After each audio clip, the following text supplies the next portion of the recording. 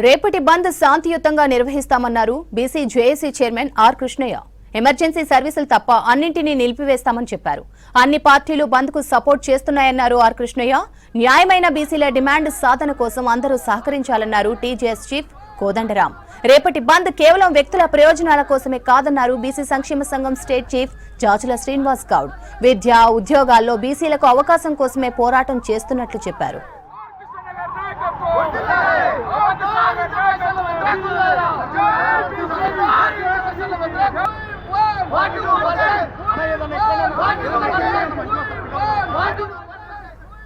BC సంఘాల బంద్ కు మద్దతుగా బషీర్బాగ్ నుంచి లోయర్ ట్యాంక్ బండ్ అంబేద్కర్ విగ్రహం వరకు సంఘీభావ ర్యాలీ నిర్వహించారు.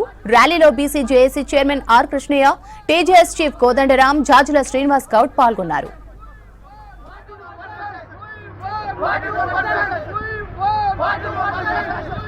అన్ని కుల సంఘాలు 136 కుల బీసీ కుల సంఘాలు, 35 బీసీ సంఘాలు, ఉద్యోగ సంఘాలు అన్నీ కూడా మద్దతు ఇచ్చాయి.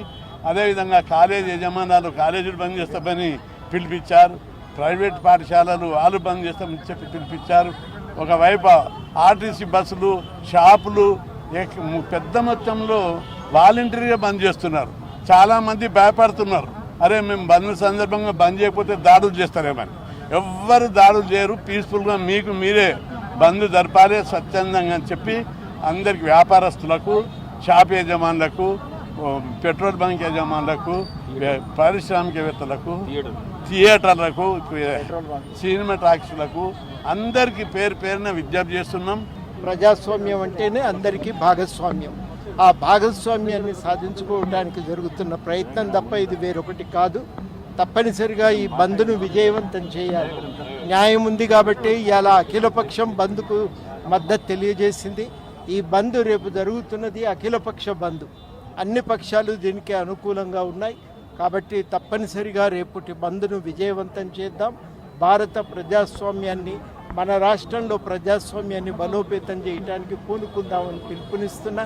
ప్రధానంగా మనం ఏమడుగుతున్నామంటే 42% రిజర్వేషన్ల కోసం రాష్ట్ర ప్రభుత్వం బిల్లు చేసింది. ఆ బిల్లును 9వ షెడ్యూల్లో చేర్చి వివాదాల నుంచి దానికి రక్షణ కల్పించాలని, రిజర్వేషన్లకు రక్షణ కల్పించాలని కోరుతున్నాం. ఆ లక్ష్య సాధన కోసమే రేపు ప్రజలందరం ఐక్యంగా ఉండి బీసీల న్యాయమైన డిమాండ్ల కోసం బీసీ జేఏసీ ఇచ్చినటువంటి రేపు 18వ తేదీ నాడు తెలంగాణ రాష్ట్ర బంద్ ఇలా పిలుపునివ్వడం జరిగింది.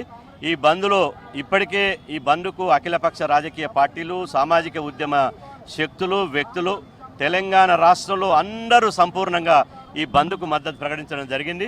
ఇవాళ సబ్బండ వర్గాలకు, తెలంగాణ సమాజానికి నేను విజ్ఞప్తి చేస్తున్నా, ఈ రేపటి జరిగే బంద్ వ్యక్తుల ప్రయోజనాల కోసం కాదు. ఈ మెజార్టీ ప్రజలకు న్యాయం జరగాలి, సామాజిక న్యాయం జరగాలి, ఎవరికి ఎంతో వారికి అంత వాటా దక్కాలనే ప్రధాన డిమాండ్ తోటి రాష్ట్ర బంద్ నిర్వహించబోతున్నాం. ఈ బంద్ పల్లె నుంచి పట్టణం దాకా బంద్ చేయాలి. ఈ పల్లె పట్టణం బంద్లో ఇవాళ ఊరు వాడ కదలాలి.